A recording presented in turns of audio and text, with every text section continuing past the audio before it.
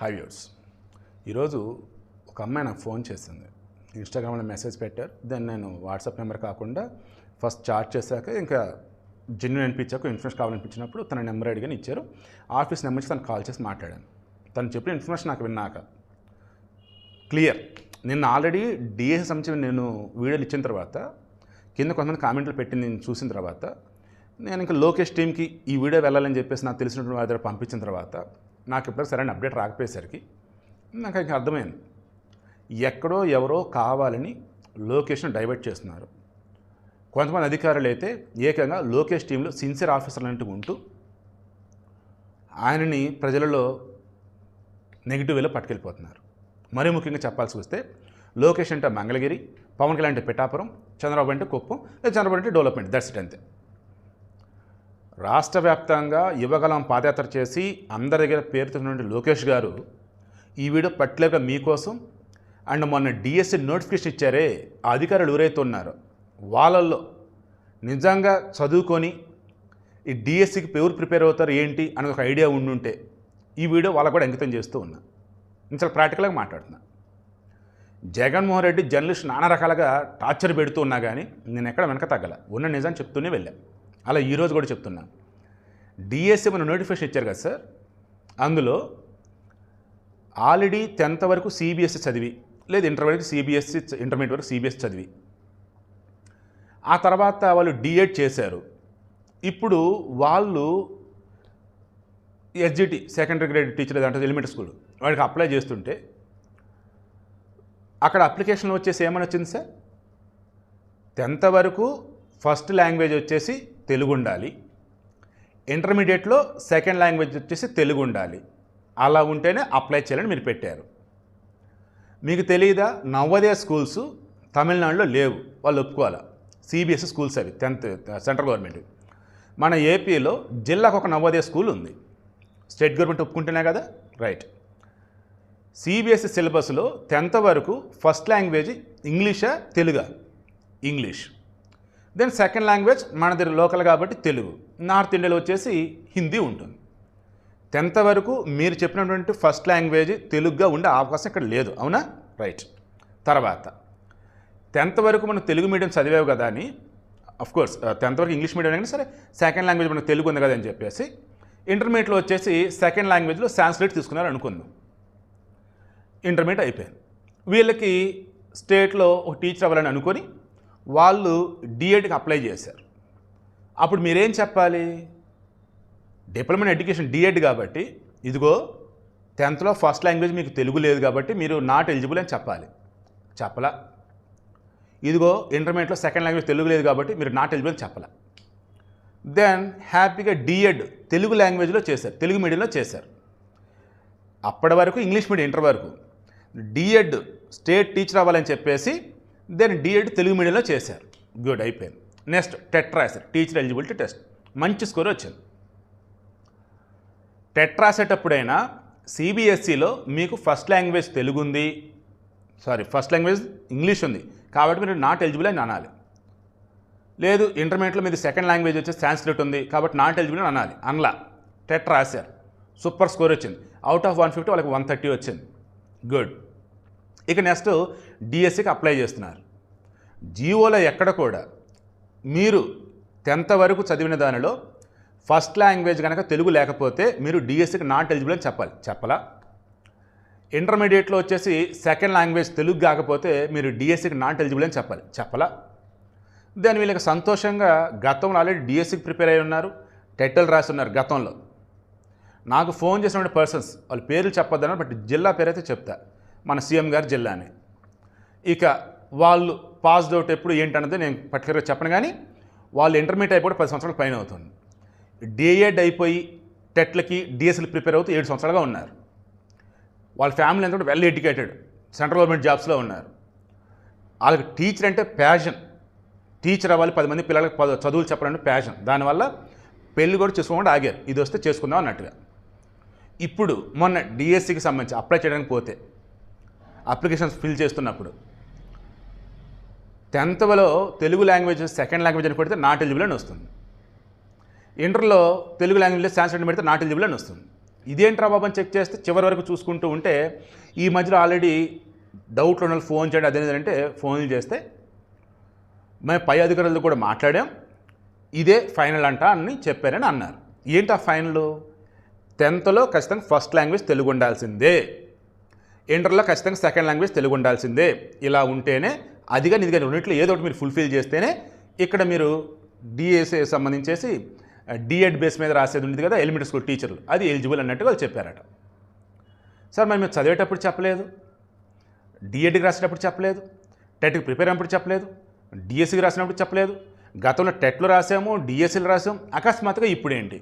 ఈ రూల్ ఇప్పుడు పెడుతున్నప్పుడు ఇక నుంచి ఇది అప్లై అయ్యేది చదువుకునే వాళ్ళకని మీరు చెప్పాలి.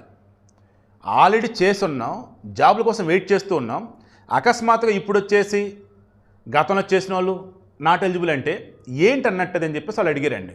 నిజంగా అసలు ఆన్సర్ లేదు నా దగ్గర అయితే. ఎందుకు? ఇటువంటి వాళ్ళు అధికారులుగా ఉన్నారా అని. లోకేష్ గారు నేను మరలా చెప్తున్నా, నిన్న వీడియోలో చెప్పిన, ఈరోజు వీడియోలో మరలా చెప్తున్నా, మీ మేలు కోసం, మీ కూటమి ప్రభుత్వం మేలు కోసం, ప్రజలంతా కూడా మీ మీద పెట్టుకున్న నమ్మకం కోసం ఈ వీడియోని ఇస్తున్నా. అంత మంచిగా వీడియో ఇస్తున్నాను సార్.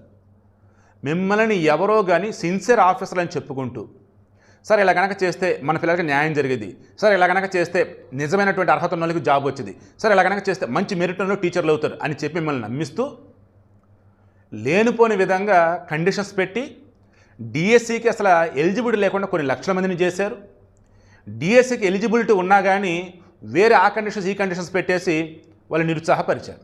ఇప్పుడు ఎవరైతే నాకు ఫోన్ చేసి చెప్పున్నారో వాళ్ళకి ఏం చేస్తారు? లాస్ట్ ఆప్షను, సరే అప్లికేషన్ ప్రాసెస్ కదా, ఇప్పుడు సర్టిఫికేట్లు అప్లోడ్ చేసిన అవసరం లేదని చెప్పేసి ఫస్ట్ లాంగ్వేజ్ తెలుగు అని చెప్పేసి వాళ్ళు అప్లికేషన్ ఫిల్ చేశారంట.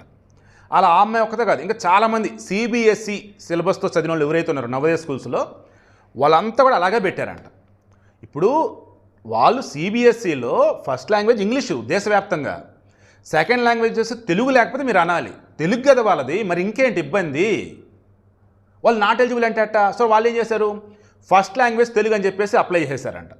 ఇప్పుడు డిఎస్సి రాస్తారు, రేపు వచ్చేసి క్వాలిఫై అయ్యారు అనుకుందాం, దాన్ని ఇంకా సర్టిఫికేట్ వెరిఫికేషన్ వచ్చింది, అది చూశారు, ఇదేంటి ఫస్ట్ లాంగ్వేజ్ ఇంగ్లీష్ ఉంది, your not eligible, your disqualified అని చెప్పేసి అంటే వాళ్ళు ఏం చేయాలి?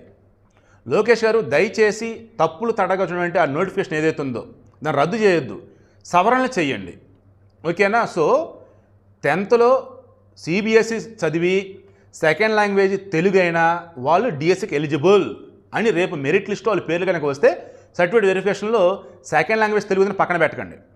10th ఒక లాంగ్వేజ్ తెలుగు ఉందని చెప్పేసి వారు కనుక మెరిట్ ఉంటే వాళ్ళకి ఉద్యోగాలు ఇచ్చేసాడు. ఇక నిన్న అడిగినా ఈరోజు అడిగినా నేను మరలా అడుగుతున్నా, సార్ నోటిఫికేషన్ ఇచ్చిన తర్వాత 90 రోజులు అని చెప్పేసి మీరు ఇవ్వగల పద్ధతిలో చెప్పారంట. లక్షల మంది నాకు కామెంట్లు పెడుతున్న వాళ్ళు, మెయిల్స్ పెడుతున్న వాళ్ళు. నేను నిన్న దాన్ని ఏమంటారు ఓటింగ్ కూడా పెట్టా, ఆ స్క్రీన్ షాట్ కూడా అటాచ్ చేస్తాను చూడండి. వేల మంది పాల్గొంది ఓటింగ్లో. ఏమని? ఒక 40 రోజులు డిఎస్సికి సంబంధించి సమయం పెంచండి అంతే, వాళ్ళు వాయిదా కోరుతున్నారు అంతే, రద్దు అని అడగట్లా. కొంతమంది టెట్ నిర్వహించాలని అడుగుతున్నారు, అది ఇప్పుడు అయ్యేది కదా, సో నేను అది అడగను. తర్వాత దాన్ని ఏమంటారు ఒక డిస్ట్రిక్ట్ వన్ పేపర్ అని చూసారా, అది కూడా చాలామంది అడుగుతున్నారు. తెలంగాణలో 1 డిస్ట్రిక్ట్ 1 పేపర్ పెట్టారంట, మీరు అలా పెట్టండి, నార్మలైజేషన్ వద్దని అంటున్నారు వాళ్ళు. తర్వాత ఇప్పుడు ఆల్రెడీ కొత్తగా అప్లికేషన్ ప్రాసెస్ ఇవన్నీ అయిపోయినాయి కాబట్టి మళ్ళీ ఏమన్నాను, బట్ నెక్స్ట్ టైం ఇది రిపీట్ అవ్వకుండా చూసుకోండి. టెట్ బాగా రాసి ఉన్నారు, మంచి స్కోర్ వచ్చింది బీఎడ్లో, బట్ డిగ్రీలో కొంచెం తక్కువ స్కోర్ ఏదో ఉందో వాళ్ళకి, అంత మాత్రాన ఇప్పుడు డిఎస్సికి నాట్ ఎలిజిబుల్ అంటే అది ఎలా మీరే చెప్పండి. మీది ప్రైవేట్ జాబులు కాదు కదా సార్, బ్యాంక్ జాబులు కాదు కదా సార్. టీచర్లు అవ్వాలనే కలలుగాని డిగ్రీలు ఎంత స్కోర్ వచ్చినా 30, 40, 49, 50 ఎంత స్కోర్ వచ్చినా బీఈడీలో అద్భుతమైన స్కోర్ వచ్చింది, బ్రహ్మాండంగా వాళ్ళు డిఎస్సి ప్రిపేర్ అయ్యారు. దెన్ డిఎస్సి కండిషన్స్లో వచ్చేసి మీరు జీవోలో వచ్చేసి నోటిఫికేషన్లో వచ్చేసి డిగ్రీలో 50% పైన ఉంటేనే డిఎస్సికి అప్లై చేయాలని మీరు అంటే దాని అర్థం ఏంటి సార్? అసలు వెల్ ఎడ్యుకేటెడ్ అన్నప్పుడు వాళ్ళు మార్కులతో సంబంధం లేకపోయినా రేపు మీరు పెట్టే కాంపిటీషన్ ఎగ్జామ్లో బెస్ట్ పెర్ఫార్మెన్స్ ఇచ్చి బెస్ట్ స్కోర్ వస్తేనే కదా రేపు ఉద్యోగం ఇస్తారు. అదెందుకు మీరు కన్సిడర్ చేయటం లేదు? నేను ఒప్పుకుంటాను సార్, ఖచ్చితంగా డిగ్రీ కింద పర్సెంటేజ్ ఉండాలని ఒప్పుకుంటా. కానీ బీఈడీ చదివిన వాళ్ళు ఆబ్వియస్గా టీచర్ జాబ్ తప్ప ఇంక వేరేది ఏముంటుంది వాళ్ళకి ఆప్షను? డిగ్రీ బేస్ మీద 1,00,000 ఉద్యోగాలు ఉంటాయండి, నువ్వు వాటి కండిషన్స్ పెట్టేది ఓకే. బీఎడ్ మీద చేసిన వాళ్ళకి, డిఎస్సికి ప్రిపేర్ అవుతూ ఉన్నటువంటి వాళ్ళకి డిగ్రీలో ఇంత పర్సెంటేజ్ వస్తే నేను ఉద్యోగం ఇస్తానంటే ఎలాగండి అది? సో చాలా ఉన్నాయి సార్. నేను క్రాస్ చెక్ చేసినప్పుడు కూడా లోకేష్ గారు మీ దృష్టికి రాలేదు. మీ టీం మెంబర్స్ అయినటువంటి జై టీం ఉన్నారు కదా, వాళ్ళని కూడా మీరు అడిగి చూడండి. వాళ్ళ దృష్టిని కొన్ని తీసుకువెళ్ళా, నేను కాదు వేరే వాళ్ళ దగ్గర పంపించాను కొన్ని. అండ్ ఇంకా వేరే త్రూ మిమ్మల్ని కలవడానికి చాలామంది ట్రై చేస్తున్నారు, మీ పార్టీ కోసం పని చేస్తున్నారు, బట్ మీరు అపాయింట్మెంట్ ఇవ్వట్లేదంట. అదేమంటే మీ చుట్టూ అధికారులు ఇంకెవరెవరో ఏదో చేస్తున్నారు.